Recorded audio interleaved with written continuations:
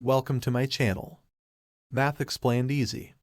Today we are going to discuss converting fractions to decimals. Let's look at long division. We will be converting 5/8 into a decimal. With long division we will divide the numerator by the denominator, and round if needed. So we get 5 divided by 8. Since we can't do 5 divided by 8, we will extend the 5 out by adding a decimal and zeros. Then bring the decimal straight up and figure out how many 8s we can get out of 50. Well, and multiply 6 by 8, and we get 48. Now subtract 48 from 50, leaving 2. Okay, bring down a 0 and that's 20. So how many 8s we can get out of 20? That would be 2. Then 2 times 8 equals 16. Subtract 16 from 20 and that leaves 4. Bring down a 0 and we get 40. How many 8s can we get out of 40? That would be 5. Then 5 times 8 equals 40 with remainder 0. Therefore 5/8 equals 0.625. Now let's look at example 2. 2/5. So 2 divided by 5, which results in the answer of 0.4.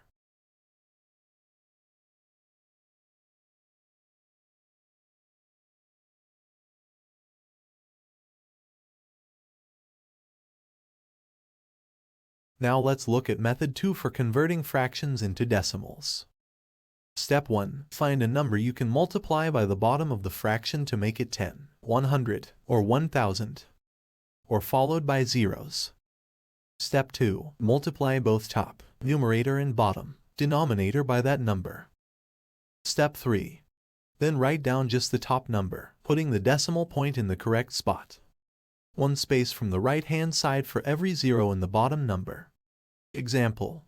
Convert 3/4 to a decimal. Step 1.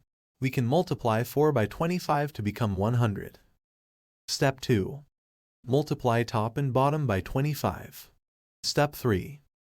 Write down 75 with the decimal point 2 spaces from the right, because 100 has 2 zeros. Finally, 3/4 equals 0.75.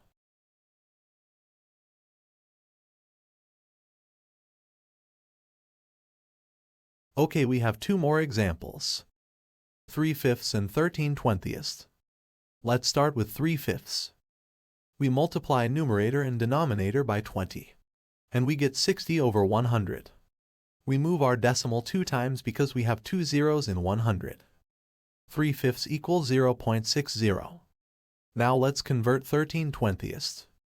We multiply numerator and denominator by 5, and we get 65 over 100. We move our decimal 2 times because we have 2 zeros in 100. 13/20 equals 0.65.